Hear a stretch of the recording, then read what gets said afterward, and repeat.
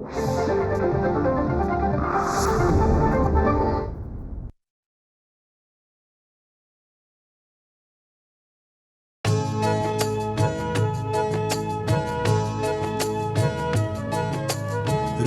स्पंदन ठेवून नाती नूतन नित्य गुंफते ती.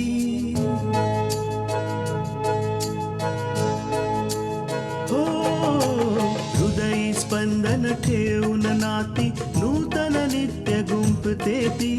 अंगणाची किरणे होऊन घरटे स्वर्णिम करते ती. स्मित फुलवून अधरांवरती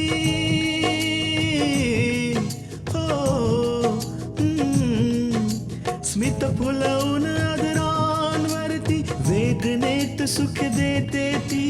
लेक वहिनी आई होऊन जीवन आभा होते ती. सुकन्या सुकन्या सुकन्या आमच्या कन्या. माझ्यावर विश्वास ठेवा, मी खरंच सांगते, मला नाही माहिती या लिफाफ्यात पैसे कुठून आलेत. आणि या लिफाफ्यातून ज्याच्यावर तुझा खर्च पत्ता आहे हे पैसे मिळाले तरी तू म्हणतेस की ही माहिती सगळी खोटी आहे म्हणून. अपूर्वा, अपूर्वा, मला सोडा. अपूर्वा, ज्या स्त्रीचा अपमान करून तिला घराबाहेर काढतोयस ती फक्त तुझी बायको नाहीये, ती या घरची सून आहे. तुम्ही तिला बळजबरीने या घरात ठेवाल? या घरातून ती एकटी बाहेर नाही पडणार. मी पण हे घर सोडतोय तृष्णा सोबत. सकाळपासून माझा उजवा डोळा फडफडतोय. मला खूप भीती वाटतेय. तुझ्या हाताची पकड सैल झाली असेल म्हणून ग्लास पडला.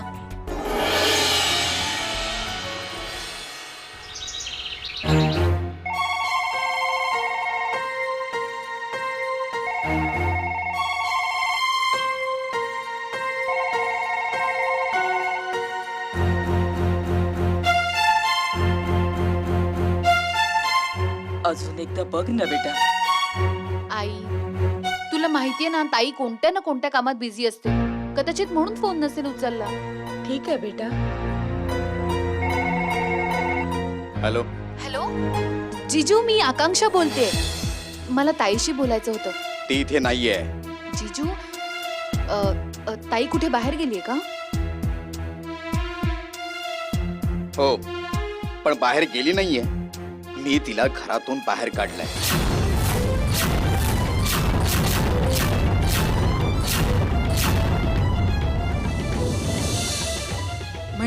म्हणजे असं की मी तृष्णाला या घरातून कायमच, अगदी कायमसाठी बाहेर काढलंय. आता ती कुठे आहे आणि कशी आहे हे तू स्वतः जाऊन तिला विचारून ये.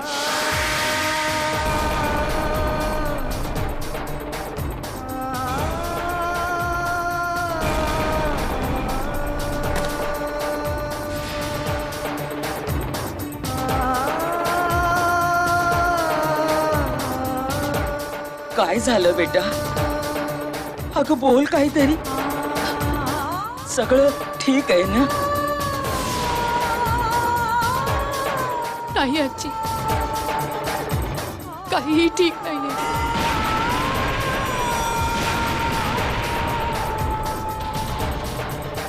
काय झालं आकांक्षा? तृष्णाशी बोलणं नाही झालं? आई, ते ते जिजू. काय सांगितलं अपूर्वने? अगं बोल. आई, जिजूंनी ताईला कायमच त्या घरातनं बाहेर काढलंय.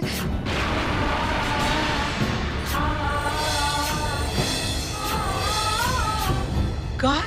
हो आजी, ताई आता त्या घरात नाहीये.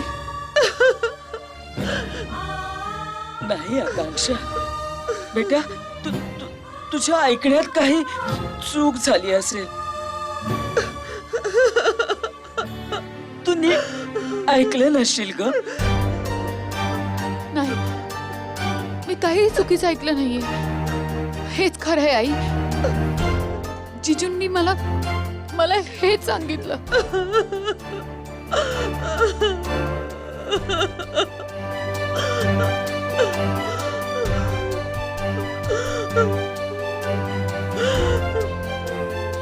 सुनबाई, तृष्णा तिथून निघालीये म्हणजे थोड्याच वेळात ती इकडे येईल हं?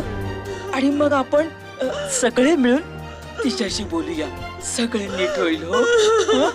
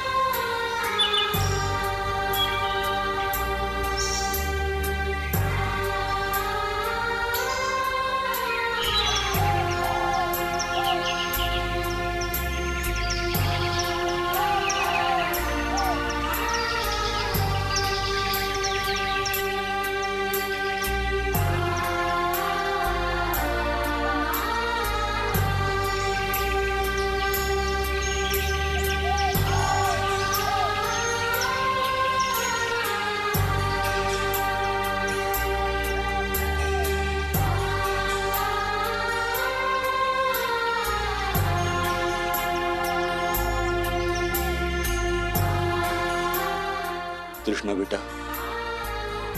मला तुला एक सांगायचंय. बोला ना बाबा. बेटा, मला वाटतं की तू तुझ्या घरी जावंस. बेटा, आज जे काही घडलं ते फार चुकीचं होतं, याची मला चांगलीच कल्पना आहे. पण एक समाधान आहे की तुझ्या डोक्यावरचं एक छत गेलं तर कमीत कमी दुसरं छत तरी आहे. म्हणून बेटा, तू तुझ्या घरी जा. जेव्हा अपूर्वला त्याच्या चुकीची जाणीव होईल तेव्हा तो स्वतः तुला घ्यायला येईल. बाबा, मला माहितीये की तुम्ही जे काही सांगताय ते अगदी योग्य आहे, पण मी माझ्या घरी नाही जाऊ शकत.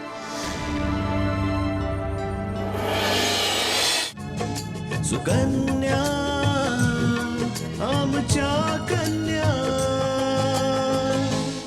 बाबा, तुम्हाला तर कल्पना आहेच की माझ्या घरी सध्या काय परिस्थिती आहे, आणि अशात मी तिथे जाऊन त्यांना माझे दुःख सांगू?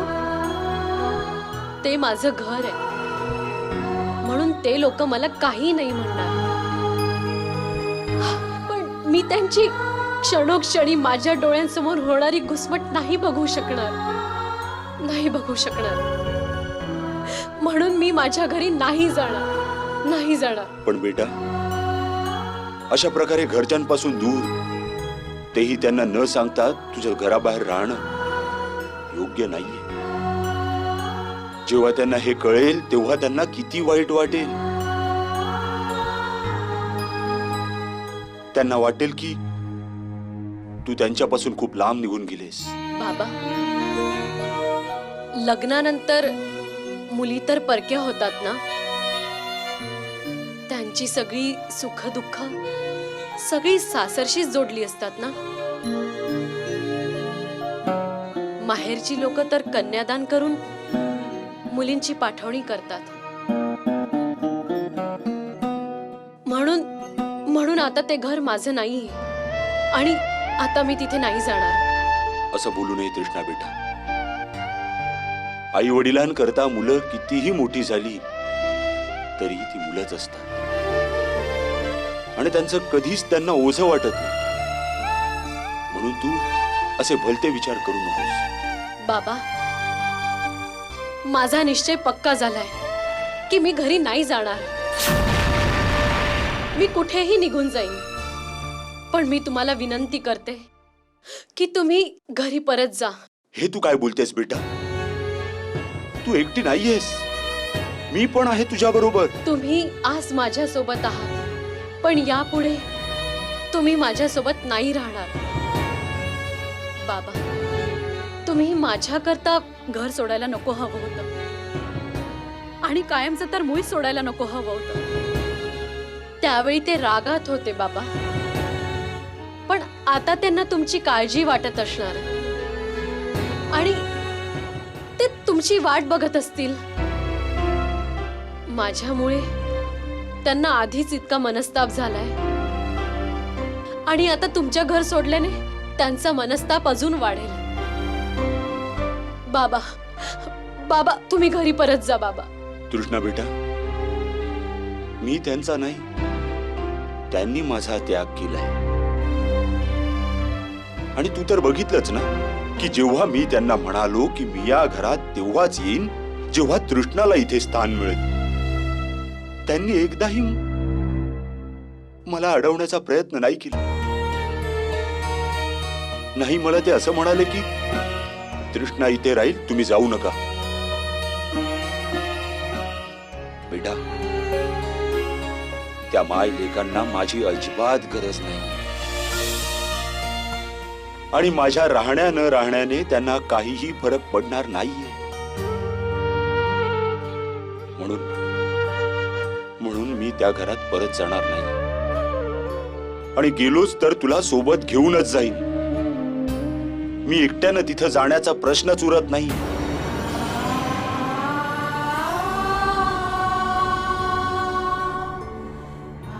कृष्ण बेटा, संध्याकाळ होते. अंधार पडण्यापूर्वी आपल्याला कुठेतरी राहण्याची सोय करायला हवी. नंतर पुढचा विचार करू. बरं बाबा. चल.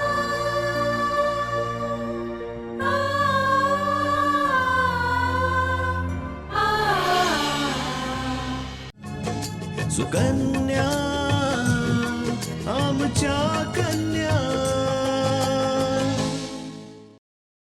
देव जाणे माझी मुलगी कुठे असेल, काय करत असेल. सुनबाई, तृष्णाला घर सोडावं लागलं तरी तिने इथे यायला हवं होतं. मग ती इथे का नाही आली? हाच विचार माझा काहीच पोखरतोय आई. एकतर तृष्णाच्या सासरचे आपल्याला काही सांगत नाहीयेत आणि तृष्णाने सुद्धा आपल्याला काहीच सांगितलं नाही. आता करू तर काय करू? आई, मी बाहेर जाते. मी काहीही झालं तरी ताईला शोधून काढेनच. अगं बेटा, पण तू कुठे शोधशील? इतकं मोठं शहर आहे, तू कुठे कुठे शोधशील तिला? बेटा, तू एक काम कर, तृष्णाच्या सगळ्या मैत्रिणींना फोन कर. कदाचित त्यांना काही माहिती असेल. आजी, मी ताईच्या सगळ्या मैत्रिणींना आणि ओळखीच्या लोकांना फोन करून चौकशी केलेली आहे, पण ती कोणाकडेही गेलेली नाहीये. आणि तसंही जर तिला कुठे जायचंच असतं तर सगळ्यात आधी तिने इथे यायला हवं होतं. परमेश्वरा, आता मी काय करू? कसं कळेल की माझी मुलगी कुठे आहे? आई, असं रडून भेकून काहीही होणार नाहीये. आपल्याला ताईचा शोध घ्यावाच लागेल. आणि तरीही तिचा तपास नाहीच लागला तर जिजाजी आहेत ना, मी त्यांच्याशी जाऊनच बोलेन. पण त्यांनी तर काही सांगायला नकार दिलाय ना बेटा. अगं, असा कसा नकार देऊ शकतात ते? त्यांनीच तिला घराबाहेर काढलंय ना. त्यांना चांगलंच माहितीये की ताई सध्या कुठे. हे तुझं वागणं बरोबर नाहीये अपूर्व. तृष्णाला तू घराबाहेरच काढून टाकलंस. मग काय चुकीचं वागलो मी आई? ज्या मुलीने तुझा विश्वासघात केला, तुझा आदर नाही केला, पूजाचा आदर नाही केला, आणि ऐकलंस ना तू. आणि जाता जाता काय नको नको ते सगळं बोलून गेली ती. आणि हे सगळं होऊनही जर तू म्हणत असेल की तिला या घरात राहायला द्यायला हवं होतं, मी जे केलं ते बरोबर केलंय. अपूर्व, असं पण होऊ शकतं ना की इतके पैसे बघितल्यामुळे तृष्णाची नियत फिरली असेल आणि तिला आपल्या वडिलांची दया आली असेल आणि तिने ते पैसे घरी पाठवले असतील. आई, अगं ते माझ्या ऑफिसचे पैसे होते. जर तिला पैशांची गरज होती तर मागू शकत होती, मला विचारू शकत होती. पण काही न विचारता असे परस्पर पैसे पाठवण्याचा अर्थ काय असू शकतो? हो आई, दादा अगदी बरोबर बोलतोय. अगं, दादा घरी नव्हता म्हणून काय झालं? तू तर घरातच होतीस ना. मग बहिणी तुला विचारू शकली नसती? असंही होऊ शकतं ना. कृष्णाला वाटलं असेल की हे पैसे अपूर्वचेच आहेत, त्यामुळे मला विचारण्याची काही गरजच वाटली नसेल. नाही आई, ही गोष्ट तर मला खूप आधीच करायला हवी होती. ज्या मुलीने तुला, पूजाला, या घराला आपलं मानलंच नाही, आणि आपल्या सगळ्यांना आपलं स्वतःचं न मानता ती पैशात कसं आपलं स्वतःचं मानते. तिने विचार करायला हवा होता. पण अपूर्व, आता काय होणार? तू तिच्याशिवाय राहू शकशील का? हा, बायको शिवाय तू राहू शकतोस का?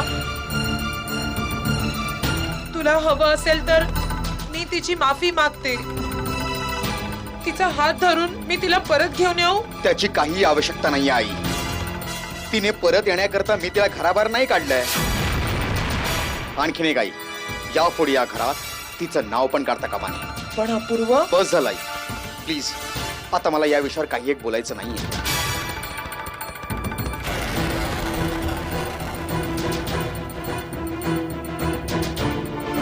बघितलंस पूजा, तीर अगदी निशाण्यावर लागलाय. सुकन्या आमच्या कन्या.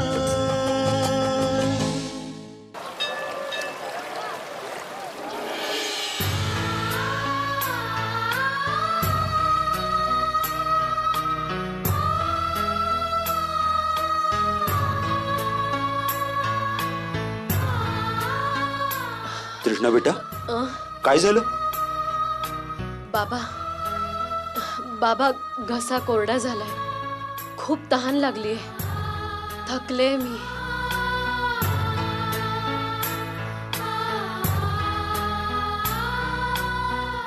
बेटा, तिकडे पाण्याचा नळ आहे. चल ठीक आहे. ये.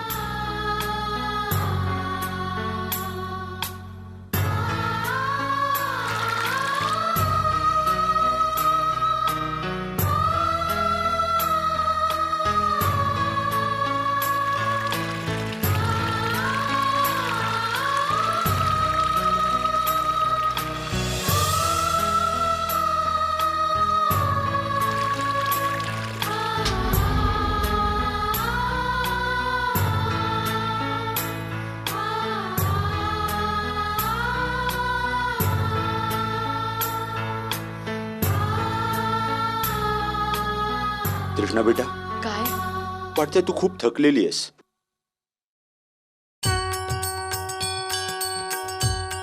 समोर मंदिर आहे. चल, जाऊन थोडा आराम करूया. चल बेटा.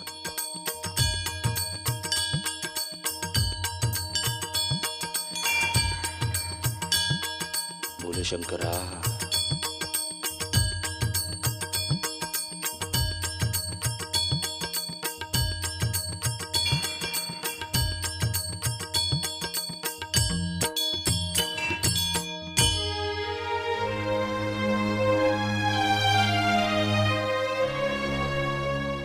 देवा, तू पण या मुलीची किती परीक्षा घेशील. तुलाच ठाऊक तुझा यामागे काय हेतू आहे. अगदी खरं बोललास मित्रा. देवाच्या मर्जीशिवाय एक पानही हलू शकत नाही.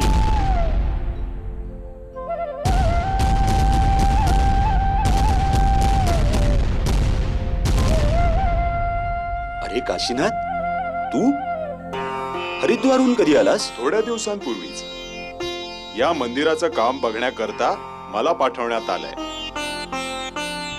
आणि या मंदिराची सगळी जबाबदारी माझी आहे. पण मला आधी हे सांग की तू इथे कसा? तू तर माझा बालमित्र आहेस काशीनाथ. माझं लग्न तुझ्या समोरच झालं. मुलं झालेली तुला माहिती आहे. तुला तुझ्या वहिनीचा स्वभावही माहीतच आहे. इतके वर्ष मी तिच्या स्वभावामुळे भरडला जात होतो. आता माझी सून तृष्णाही तिच्या द्वेषाची शिकार बनते. खरं सांगायचं तर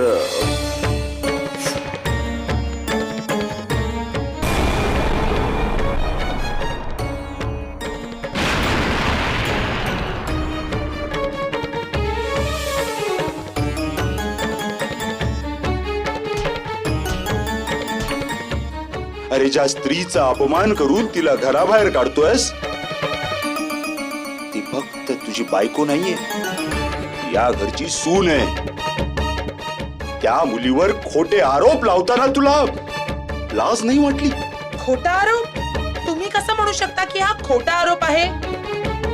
अहो, अपूर्वने स्वतः आपल्या हातांनी तृष्णाला हे पैसे सांभाळायला दिले होते आणि ते पैसे या लिफाफ्यात मिळाले आणि त्या लिफाफ्यावर तृष्णाच्या माहेरच्यांचा पत्ता लिहिला होता. तुम्ही लोकांनी तृष्णाला दुनियेच्या गर्दीत एकटं सोडण्याचा निर्णय घेतलाय ना, पण मी माझ्या जीवात जीव असेपर्यंत तृष्णाला कधी एकटं नाही सोडणार. तुम्हाला नक्की म्हणायचंय काय? तुम्ही हिला बळजबरीने या घरात ठेवाल? नाही कल्याणी, पण हो, या घरातून ही एकटी बाहेर नाही पडणार. मी पण हे घर सोडतोय तृष्णा सोबत. चल जाऊया, चल.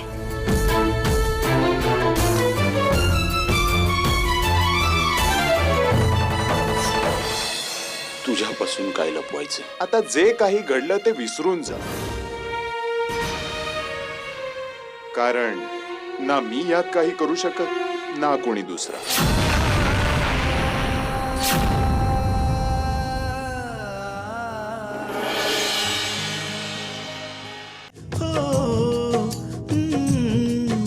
स्मित फुलवून आदरांवरती वेदनेत सुख देते ती लेक वहिनी आई होऊन जीवन आभा होते ती सुकन्या सुकन्या सुकन्या आमच्या कन्या.